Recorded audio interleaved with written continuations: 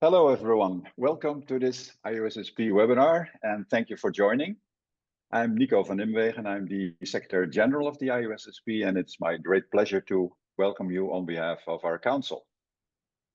Now, all of us at IOSSP are very excited about our upcoming flagship conference, the International Population Conference in Brisbane, and we are working very hard on the preparations, and I'm sure you are doing the same thing.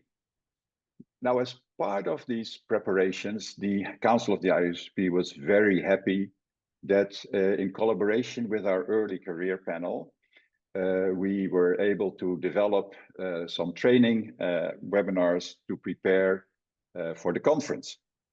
And we have already last week a training webinar on how to make a paper, a poster presentation. And today it's about how to prepare a good oral presentation. And after this webinar, other training possibilities will follow. There will be practice sessions. The deadline for that was June 1st.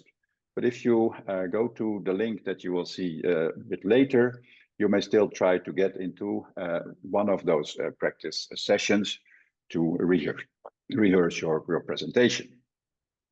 But now for today, it's my pleasure to give the floor to one of the members of the Early Career Panel, Moana Rarere from New Zealand, who will be the presenter today. And also welcome to Ankit Sikarwar of the Early Career Panel, who will moderate the discussion. And also like to thank also right now Paul Monet from the IOSSP Secretariat, who made all this possible. But now, without further ado, Moana, over to you, and looking forward to your presentation. Thank you. Oh, kia ora tātou. Greetings from New Zealand. Thank you so much, Nico, for your introduction. It's my pleasure. It's a delight to be able to present today's webinar presentation, how to prepare a good oral presentation. I'm really excited for the upcoming conference, and I hope to see some of you there. Feel free to come up and see me and say hello. So we'll get straight into it. So this webinar is specifically designed to help you, especially early career researchers, to prepare your oral presentations for the upcoming conference, which will be held in Brisbane. So just letting you know that this webinar is here to provide practical tips, advice mostly for in-person oral presentations, including the flash presentations. However, the principles of delivering oral presentations will still be relevant in various settings. But the focus of this presentation is to provide practical advice around mostly around delivery style and presentations, as opposed to content. And I just wanted to just repeat or echo what Nico mentioned earlier. Feel free, I do encourage you to sign up for the practice sessions. Probably might have one of the moderators you might see the link drop into the chat. And so these practice sessions will focus on assessing style rather than content. Also, just wanted to remind you that this webinar is being recorded and will be made available as soon as possible or shortly after this presentation. And also I'm happy that these to share the PowerPoint slides. Just to let you know, I've also got notes, additional notes in the PowerPoint. So I'm happy for that to be made available. So today we're actually going to, with the outline of this presentation, I'm just going to briefly start with some common mistakes that we hope that the advice that we provide in this presentation will help to address. Now, just so you know, there's a raft of mistakes that happen, so I'm not going to sort of labor too much on talking about mistakes. There's plenty of them. I'm just going to concentrate on a few of those mistakes. Then I'm just going to talk about the importance of preparation. And that's quite key to producing an effective oral presentation, and sort of just go through some of the key preliminary steps and information that will help you to prepare better and for your oral presentation. Also going to respond to some of the feedback around oral presentations delivery in particular. For example, I'm going to talk about your presentation slides. What should you include? And look at some examples of what a good or what a not so good presentation slides look like, and provide some advice around that. We're also going to talk about speech rate and tempo, or the pacing, especially when you're under time pressure, and especially when English isn't your first spoken language, or if you are if you're a non-native English speaker. And we're also going to talk a little bit about language, especially where where your first language is not English. And because this is an international conference, there are some questions around the use. I understand there has been some questions around the use of using native language or your first spoken language other than English, especially in oral delivery or in your presentation slides. Later, I'm going to leave roughly about 15 to 20 minutes for question and answer time, excuse me. Also, just to let you know that our moderators will be monitoring the questions, so feel free if you've got any questions, just drop them in the chat, and our moderators, if they can, they may respond immediately, or they'll take note, and we'll discuss those questions later in the webinar.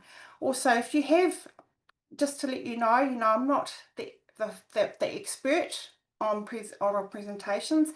A lot of what I'm sharing today is based on my observations and my experience, whether as a presenter, as a chair of a oral presentation session, or even as an audience member. So a lot of it, I'm going to share some of the common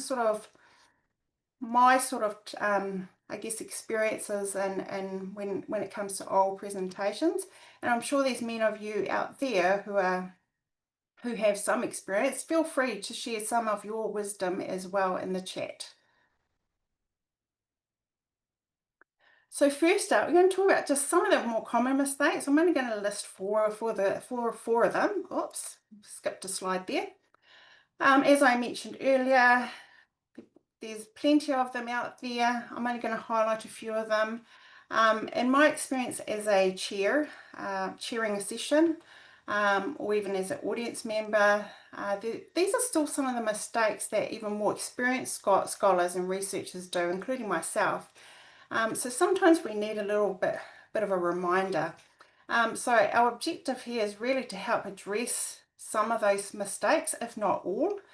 And one of them is like poor timing. And what I mean here is about running out of time, especially under pressure, especially when you want to squeeze so many messages in a short period of time. The other common mistake is speaking too fast. And the risk there is that you could lose your audience. Another common mistake, of course, is, and this is probably one of the most common ones that I've seen, is information overload on slides. Again, you do sort of risk losing your audience, and therefore there's disengagement. So these are just some of just a few of the common mistakes that I've sort of picked up from my own experiences, but also talking to my peers and other more experienced speakers or public speakers. First thing we need to do, and this is one of the key steps, is to prepare.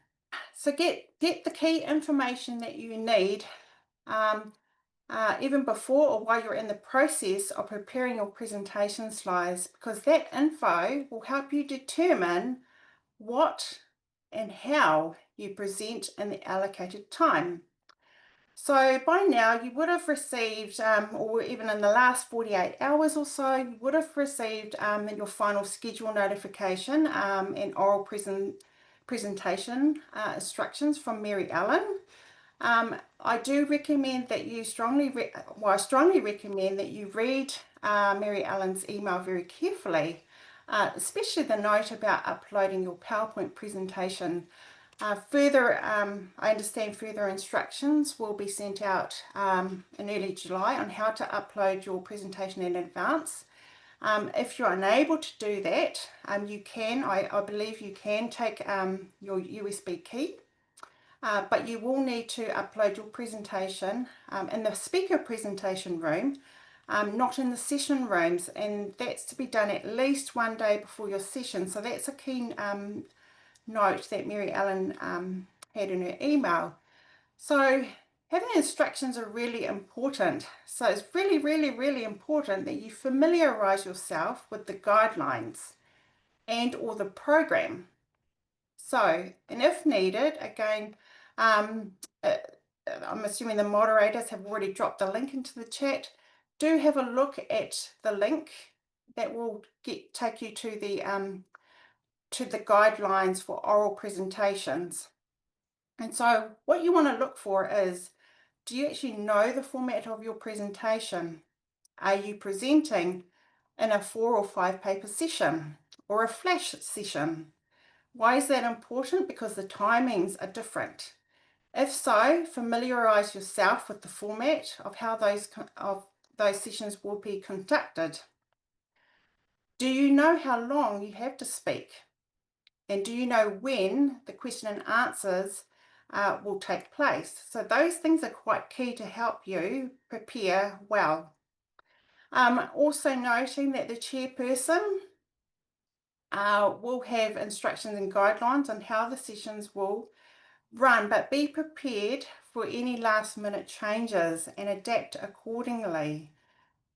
So that's really, really important, just to keep up to date with any changes. It could be possible that maybe only 4 instead of 5 people, there might be four that turn up in the session. So those things may affect the timings, or maybe not. It depends on how the chair wants to run the session generally. So presentation slides, what goes on your slides? So the advice I really want to give here is to, in terms of text and images, is to choose your content wisely. So one of the other P's, not just preparation, is the other P is planning. So when you're thinking about what you want to put on your presentation slides, you want to use the space in the most efficient and effective way so that it supports your message. So in terms of text, you want to know how many words you want to put on there, okay, put on your slide. The key is to choose your words for impact. And the recommendation, and it could vary, but recommendation is to use maybe 3 or 4 bullet points up to max, or maybe up to just the maximum of 5 lines. You don't want to overwhelm people with too much text. In terms of images, well, we know that a picture can paint 1,000 words. So pictures and images could be quite effective. A picture can communicate a lot of information or can tell a complex story without using words. But the key thing you need to remember is your audience and the message you want to tell them. Less is more. Simplicity and clarity are more effective than excess or complexity. And another thing to remember is white space. So that's the empty or the blank space around text and images or shapes. It helps your audience for readability and to process information more efficiently. So while you're preparing your slides, keep in mind your audience right throughout that process. So I'm going to show a couple of examples of what it's not such a great, not great examples of what to put on your slides. And this is something that I see quite often from some of the presentations that I've attended. So the first example is this one here. This is an example of a slide with obviously too much information. It's quite overwhelming, to say the least. Let's be frank, who actually has the time to read a slide that looks like this, while at the same time trying to follow what you are saying? So the key here again is to remember your audience and the message you actually want to tell them. And as I mentioned earlier, less is more. So simplicity and clarity are more effective than excess or complexity. And again, that white space helps your audience for readability. So, and as I mentioned earlier, use bullet points. Although we've got bullet points here, there's a lot of text. And if you look at some of the, I guess some of the text here, some of this information here could probably be presented in table form, maybe as a chart. So sometimes you have to sort of think about whether presenting information could be best in terms of an image, in terms of graphics, or maybe just concise words. This is another example. It's probably quite, again, it's got a lot more images here. It's not a lot of text, but overwhelming maybe. So many elements on this one slide, all vying for attention, okay? So we've got 4 images here, for example, that show the same thing, or maybe different variations of like suits, different fonts, different sizes, sparkly titles. Which part, so something to think about is which part do you actually want your audience to look at, okay? So the key here is to think about keeping it simple. You know, choose your images that supports your message for impact. So another thing that we can use on presentation slides, as I mentioned earlier, you can use charts, audio visuals. You also can have hyperlinks. So I had like, for example, a QR code. One thing I do sort of recommend is that you check that you've got the right URL link. I think there was one case where I actually did scan someone's QR code and it didn't actually link to what the description of the QR code was. So that's one thing to bear in mind, is to check that you've actually got the right URL links. Again, we can expect to see it, and we will expect a lot of figures, a lot of charts in presentations, especially in the upcoming conference. Again, remember your audience and the message you want to tell them. You want to help your audience. You want to tell your story with the charts that will use to support your message and to also make it easier for your audience to process. Preferably, if possible, use graphs instead of tables. Highlight the key patterns or trends. Animations can be useful, or bolding, underlining, but use sparingly and be consistent. For example, if you use bold for emphasis, then maintain that on all your slides if possible, and preferably throughout your presentation. And as you do so, it will help guide your audience by speaking to those highlights. In terms of audio visuals, in some cases you may want to show an audio visual clip, bearing in mind that you might have a very short period of time, especially if you're doing a flash presentation. But that's fine, but make sure it works and that the technology is available to support your presentation. So it's really important that you plan ahead. Again, this goes back to preparation. You know, find out if, for example, if the room has the capability to support maybe, so you know, that has the technology that you need to be able to present. Remember, time is of the essence. For flash sessions, you only have 8 to 10 minutes, roughly around 12 to 15 minutes for a paper. Again, refer to the guidelines.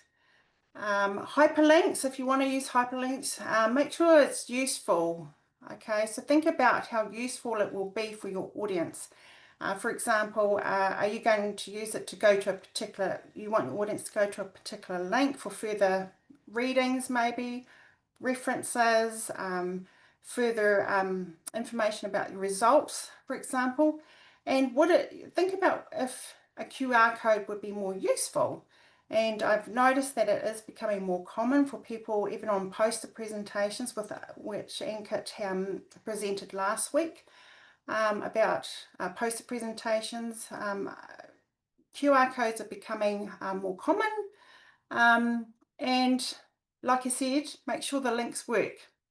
So the key points here is to be strategic about the content that you choose to present on your presentation slides.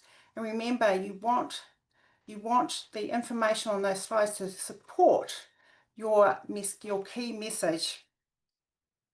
And also just to remember your audience. And I can't stress that enough. Remember who your audience is. Yes, we're passionate about our research. We want to tell the whole world about our research and our findings, but remember the audience. Okay, so we're international audience. They might come from diverse backgrounds, government organisations, town planners, other demographers, population science researchers as well. Could be communities. So you have to sort of bear in mind the kind of people who might come to your session in particular. You want to make it easier for them to hear your message and let your slides support what you say. So just moving on. So as I mentioned earlier, one of the common mistakes is that we might speak too fast. And what are some of those reasons why there might be, speaking too fast might happen? So it might be because of nervousness, anxiety, fear, maybe a little bit of imposter syndrome, or lack of confidence. It might be some of the other reasons might be that we're really passionate and enthused so much about our topic that it's so, and that's a positive. That's great that you have that enthusiasm, because you don't want to sound monotone, but enthusiasm can be quite contagious. Naturally, you want to get your audience on side. However, you don't want to do it at the expense of rushing through your presentation and losing your audience as you do so. And you don't want them to lose what the key message is. So it's about striking the right balance at the right time. Another reason why we might speak too fast is that it might be just natural for us. Okay, so you might be a fast talker. That might be your style.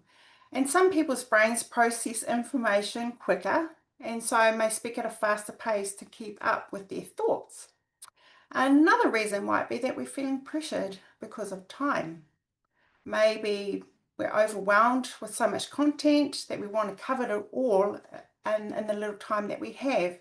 So the goal here really is to slow it down, and to think about, well, I guess, how can we fix it? Well, really, it's about pacing yourself. Pacing yourself will very much depend on how well you've prepared and organised yourself, but also practice, which we're going to sort of talk about later.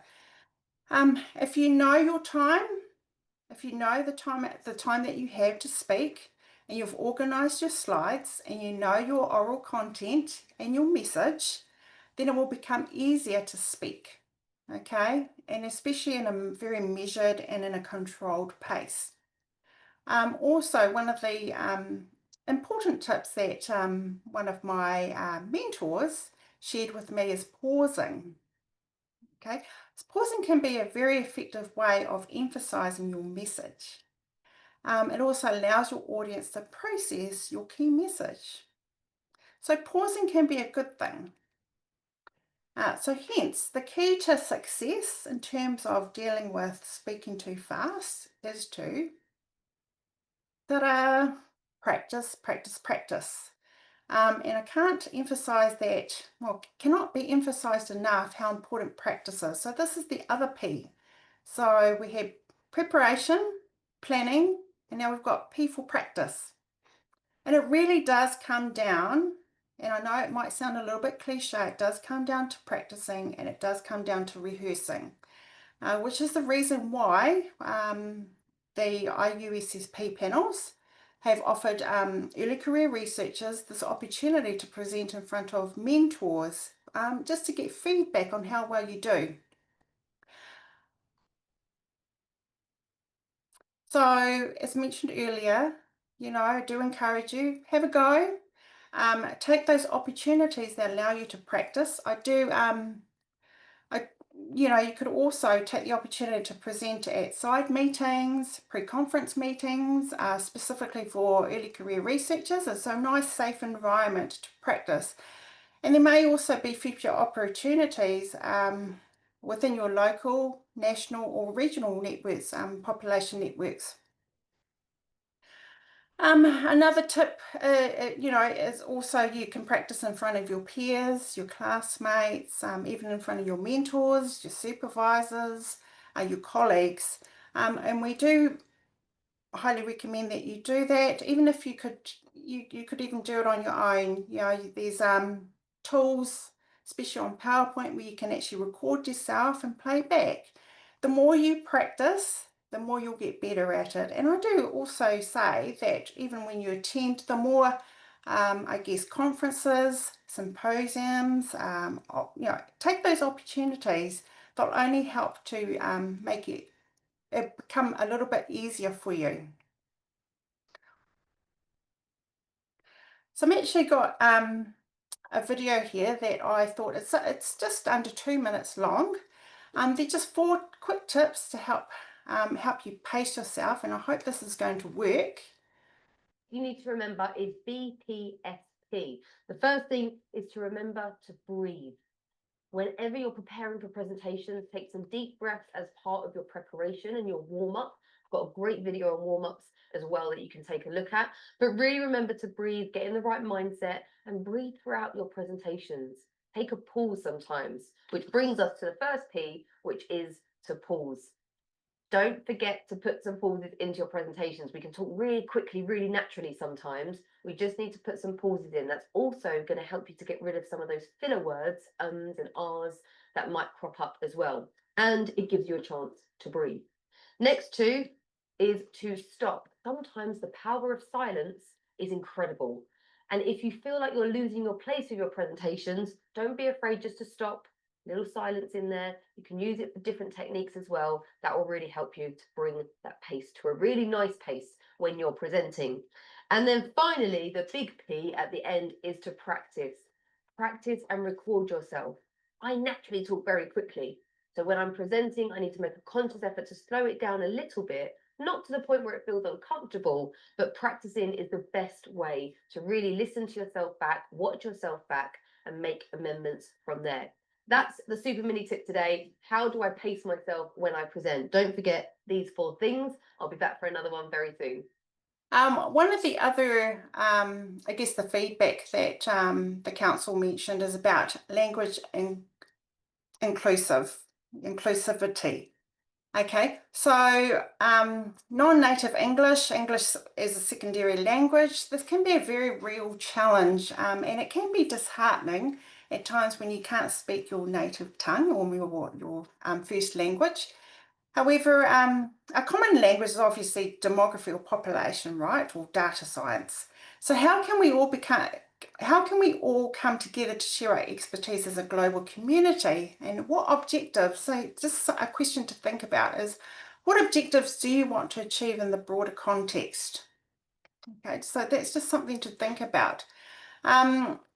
So just referring to the guidelines on the conference information, I understand maybe someone from the panel might want to clarify just in case, but I understand that there won't be any translation services available at the Brisbane conference. So we are encouraged to, ideally to present in English. If not, you can prepare your slides in English using help from your colleagues or translation tools. It does mean preparing in advance, of course. If there's one thing to remember is to think about your audience. You know, just think about your audience. Remember, this is an international conference. So you're going to come across diverse peoples in the scientific field of demography, population research. So you want to make it accessible. You know, so think about why you're going. Okay, you want them to hear what you have, what you want to share about your research, right? So you do want to sort of make it accessible for people. And so, of course, English, commonly used language globally for communication. And I sort of want to just share with you my own experience. So even though English is my first language, my native language is actually Māori. And so I'm going to share with you some of the slides that I used when I presented at a recent population conference in Australia last year. And I used Māori terms both in my oral presentation as well as in my presentation slides. And so because I was in a different context, I had to actually translate some of the words and terms that I use. And it does mean it takes up a bit of space. It does take up a bit of time. So again, we need to sort of be strategic when we're sort of planning how we're going to present. And again, key message here is to think about how it is important, or how important is it to communicate your message. So this is my personal example of how I translated my language on a presentation slide. The context was that I was given sort of 30 minutes, so a bit longer. So it's similar to a keynote presentation to predominantly Australian audience. I live in New Zealand, and I sort of expected that particular audience wouldn't be as familiar maybe with the New Zealand context or historical context. So I had to sort of add a bit more information in my presentation. And so some of my presentation slides contained Māori words or Māori terms. So those of you who are not familiar with New Zealand, Māori, there's Māori people. So the Māori are the Indigenous peoples. And Māori is also the language of the Indigenous peoples here in New Zealand. And it's one of the official languages here in New Zealand. But again, as I mentioned, I had to deliver it to an audience who I have to assume were not so familiar with our context here, or don't know the Māori language. So this is one example. I'm just gonna of how I had to actually translate some of the terms. So this is this is probably not a good example of how to do a slide. It probably goes against some of the tips that I mentioned earlier. But I just really want you to focus here on how I used or how I actually translated. So I put the English, well, it's actually an abbreviated form, but in my oral presentation, I had to explain what Te Manararanga was, which is a Māori data sovereignty network. And so, yeah, so this is just some ways to just how to deal with language translation on a presentation slide, for example. And this is another example. So here I'm showing data. Now this is probably, you know, they'll probably look at this and think, well, what is iwi? You know, what is Ngāti Porou? What are those lists? So an iwi, so I showed this table, but when I showed it, I had to explain to them in my oral delivery. And so iwi is tribe, and the list of these are the names of some of the tribes that I'm showing here. So that's just some ways of how to deal with language translation. Practice, practice, and practice. And you want to really prepare well, right? That's what you want to do. So some of the things, again, I mentioned earlier about uploading your PowerPoint. Earlier, better, so that you can turn up to the conference and feel a bit more relaxed, a bit more confident when you go into the into your presentation, into the session room.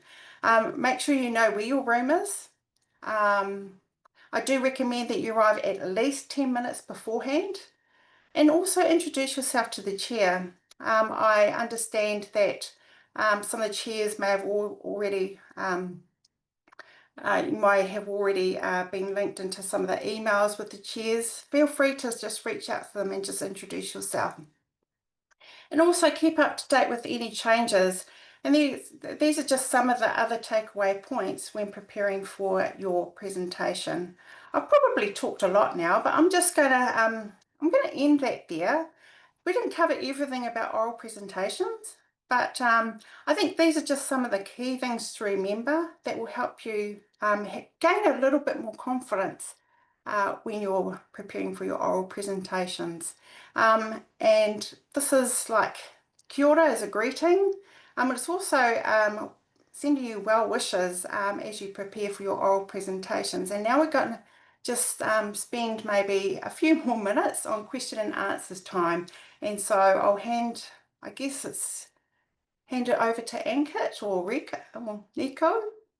Thanks very much. Well, thank you very much, Moana, for your presentation. And indeed, it will be now time for the chat.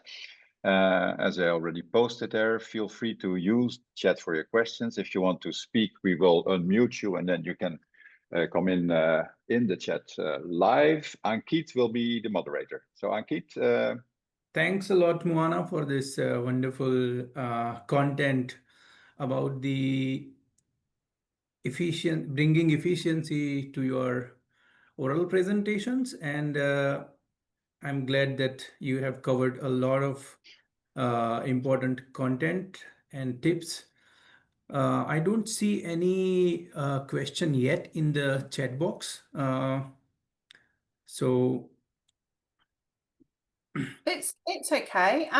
yeah. Or maybe we could also open up to maybe some members of the panel, or maybe yourself, Ankit. There might be some other tips you might want to share as well.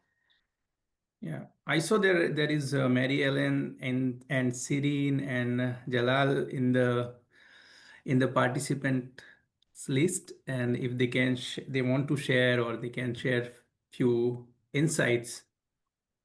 So we have like one question, Moana, for non-bilingual French-speaking presenters. How do I manage attendee Q&As which will be in English? Yeah, that's a great question, and I might actually, whoever's on the maybe the organising committee could help here, because I'm actually not sure how that's going to be dealt with. I think the information that I received, and maybe it's been updated since.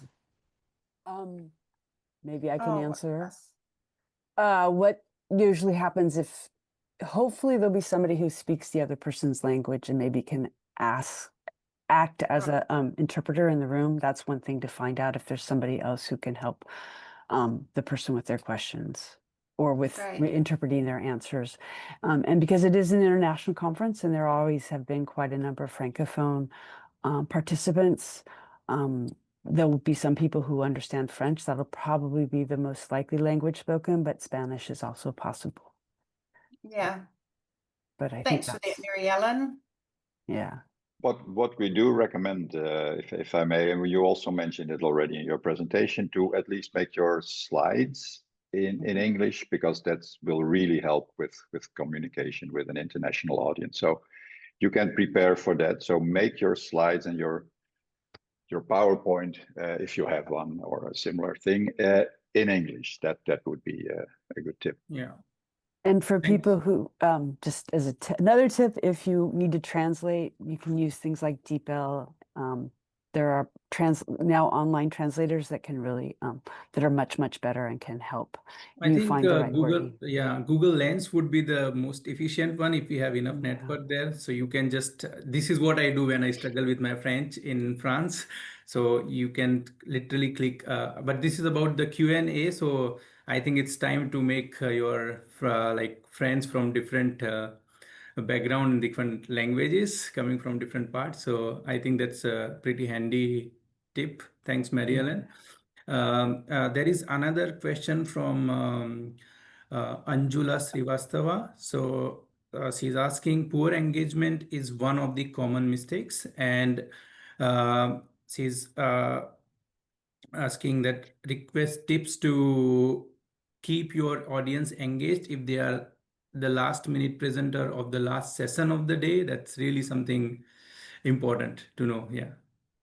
Yeah, so you mentioned there about keeping them engaged later in the day, is that right? Is that what the question was? Sorry, I missed that, Ankit. So it's like engagement from the audience side, or I think having low like a number of audience in your hall. I think it's related to that. Specifically when you are presenting on the last session of the day. Yeah. Oh, yeah. Hey, look, yeah, I'm not sure how to, I think yeah, I understand the question now. Yeah, it's kind of hard, especially in that, especially after lunchtime, I guess, when everyone's sort of digesting their food and it's getting, later in the day and everyone sort of wants to go home. Yeah, I think it's quite challenging. I think, yeah, I'm not sure how you can kind of get around that in terms of like trying to attract people to come along. Maybe some other members from the panel might want to share some wisdom as well around this. I guess when you're in terms of trying to just going back to about engagement, poor engagement, and I guess when I'm thinking about engagement, I'm thinking about how to sort of I guess when you're actually giving your presentation, delivering your presentation, it's about keeping their interest and keeping, their attention. And I think one of the key things is actually, if you can, and this is where the practice and the preparation it becomes key, right? And it is sort of actually looking, actually having eye contact with your audience is really important, and to try and avoid having to read off your notes, because I have seen that a lot, and they're actually most times, and I have been to early career research sort of forums, and most people are really good at actually talking to the audience. And I think that's really important. The other thing too, which I sort of alluded to earlier in my presentation, was about your voice and pacing yourself and showing enthusiasm and passion. I think that's sort of really important too. And because if you show that, people will really, are really interested in what you want to say. And I think also it comes down to what you actually, this is why you have to be strategic when you're actually designing or when you're actually preparing your slides. In terms of trying to get people into the session, I think it's just that, I guess not everyone can have like the prime, session slots, right? And it's always I will interrupt here, Moana, just because I saw a lot of questions and hand raising here. So this is like something that we can't actually control in a setup where we are meeting, we are going for such kind of international conferences, and we often witness such kind of situations. But it is about, like maintaining our pace, maintaining our enthusiasm. And our message is, our goal is to deliver what we are what we are there for. And I see Jalal is raising his hand, and if he wants to share something, and then I have few more questions. Sure. Hi, thank you very much for the presentation and the tips that you raised for a better presentation and communication, particularly during the conferences, and particularly when we have such a large conference and you need to be remembered by the audience. So that's very important, because there are many goals that every presenter should be, trying to reach those goals. One is presenting the ideas and results of your presentation. And secondly, the audience should remember you to get in touch with you. So that's one of the ideas of presenting things, is that you know other people and other people also know you about the field that you are working. And the point that it was raised about engagement, I think it is very important. There are, as you said, common mistakes that some presenters make. One is the tone, that they start slowly, and nobody can hear. Particularly if there is a large room, you need to be speaking loudly and with confidence. Sometimes people, those who are, I mean, not only not speaking loud, but they hide themselves behind the computer or laptop. So there is a way to stand up and then walk if it's possible. If particularly there are mobile microphones, it would be possible to move around so that people, that's another way of engagement. And you were referring to the time that people are sleeping in the room, and one way would be to ask questions to the audience. So what do you, I mean, ask them, and then raise hand, particularly at the back of the room or in front of the room, and see to get their reactions instead of waiting to present your results and then they ask you question. I think these are the ways that a presenter can be engaged with the audience. So I think the highlight, for example, of every presenter should be trying to pass the message across, and then be highlight of that the session. So everybody who leaves the room then come and then, can I have your card or paper so that I can communicate? So I think that that would be one of the tips that every presenter can have in mind. Yeah, thank you again for the efforts. Great Thanks a lot, tips. Jalal. Yeah. Great, thank you so much. I think it's like going on what you said, you know, about, you know, understanding your room, like not only knowing where your room is, feel free to go have a look, especially during the break times. Go check out the room. You know, where is the mic? You know, how big is the room? You know, those sorts of things you have to sort of, you know, will help with integration as well. Yeah, thanks a lot. Now we have like really interesting and very practical question from Shirin Gigi Boy, and she's basically asking, is there a standard rule about how many points or how many bullet points or what font size or how many words are ideal in one slide? We have seen some crowded slides in the examples, but do you have a say on this? Yeah, look, I mean, I've seen some advice say, you know, up to 5 lines, up to 5 bullet points, for example. I'm not saying it's a hard rule, but I guess what you want to sort of look for is, again, looking at, you know, how does it look? You know, practice. Perhaps you might want to just run it by, you know, someone, maybe your peers, your classmates, your mentor, your supervisors, for example, your colleagues, and just ask them, does this look okay? For example, there's no really hard rule. I guess some people, it varies. Some people say 6 lines. Yeah. And also, I think it depends on what you are presenting in that slide. If this is like the biggest finding or biggest message of your presentation, then I would say one sentence in one slide with like super large fonts. But if it is about something like most of the time people struggle when it comes to literature review or you know, like those kind of stuff which need more words. So I think I don't know where I heard it, but there is a 6 by 6 rule also, like 6 bullet points, and in each bullet points you have 6 words. So this is like something psychologically very convincing for the audience to be interested in looking. And it also like I don't know how strong this rule is, but I like this rule. And of course, like it also depends on the which sections we are presenting from our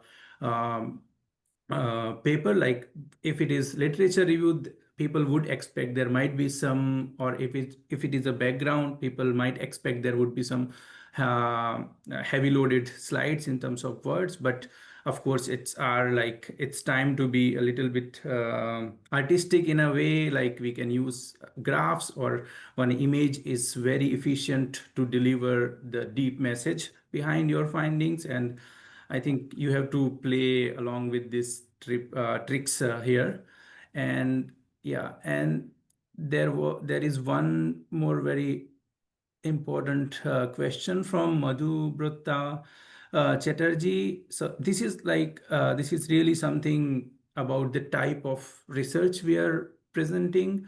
So most of the time, we have a audience which is quite efficient to understand quantitative stuff, and sometimes people have qualitative results in that they don't have a lot of numbers to present, and she's asking how better we can present such kind of content.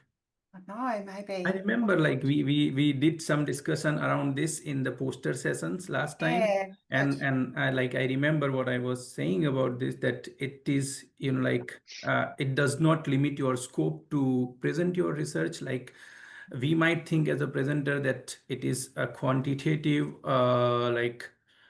focused crowd, but people are equally excited to know what happens on ground, because sometimes you hear a lot about survey based research or quantitative research and numbers, and people might be more interested in listening to the stories coming from the ground, and really trying to understand what people are actually experiencing. So on that side, it is not a limited scope when you present either, whether it is a quantitative or qualitative. I think people are more interested.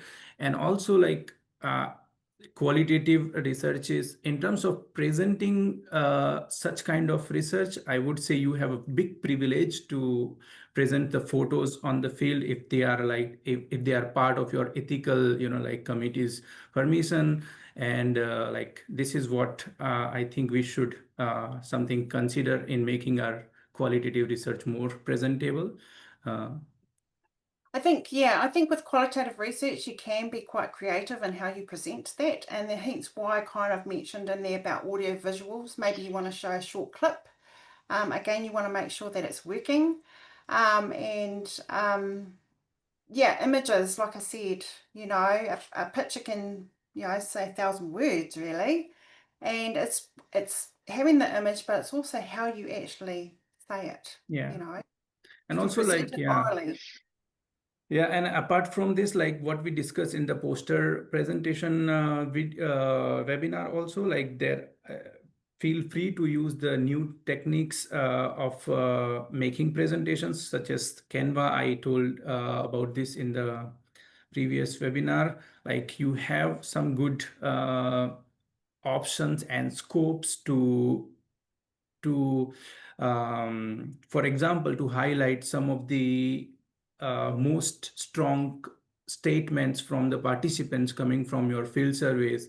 And this is something that people will remember for a long time, rather than the coefficients values. Yeah, so that's all. And there was also one question, and I think Mary Ellen has already responded it with nicely. Will there be restrictions on how many people may pose questions and comments, or will everyone who is interested be welcome? So I think it depends on the time we have for the session, and I think the chair would be managing this stuff quite effectively. I see Jalal is raising his hand again. So please, Jalal. Yes, I wanted actually to add a few points that you already mentioned, but I think the rule of less is more. I think if you, try to make it simple and as short as possible, it means a lot. So you allow yourself to explain it rather than you were showing a slide that there were too many, wordy and many lines, but less is more. That's a rule that they usually express. Secondly, consistency in terms of font, color, photos, etc. So consistency also is very important. The color that they usually use, you have to be fonts and the background. I think whether it's dark or white. I've seen people using white, very simple. That is very impactful. And photos, images are very powerful, but it has to be meaningful, not too many photos, but very selective photos. Sometimes a memory photo that can speak a lot. I think that would be, because you can bring personal touch. Or if you have any purpose on, I mean, talking about different things, then you can select a photo that can pass the message along the theory that you say, but a photo can convey the message to the audience.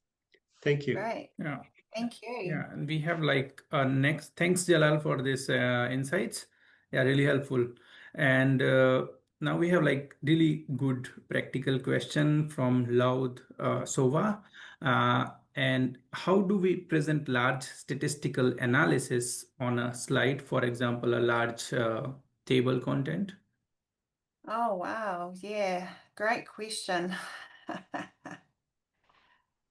Maybe we could open that up for the panel. Maybe Nico, do you have any? Yes, That's I a would. pretty good question. It's an excellent question, and I think lots of people are struggling with that. And I would like to come back again, well, to the previous webinar on the posters, because we treated some of these issues there. To what you said, Moana, in your presentation, and what was repeated by Jalal. Less is more. If you have a huge table, people will drown in it, and it's not an effective means of communication. So you really have to flesh out what is your story, what is your message, what would you like to convey? And your message is not, these are all my data, look how interesting it is. That is, in my view, a bit of the wrong approach. More is, here is my story, this is how I found it, and this is how I corroborated with the data. So the data are not leading, the data are following. People that present tons, and they have been working months and maybe years to collect data, so they want to show this. We understand this. But as you said, Moana, you have to keep in mind your audience. What are they interested in? And they are interested in your story, what you have to tell and what you have to share. So you take them by the hand and you lead them through your data. You don't drown them in the data. That would be my suggestion. Less is more.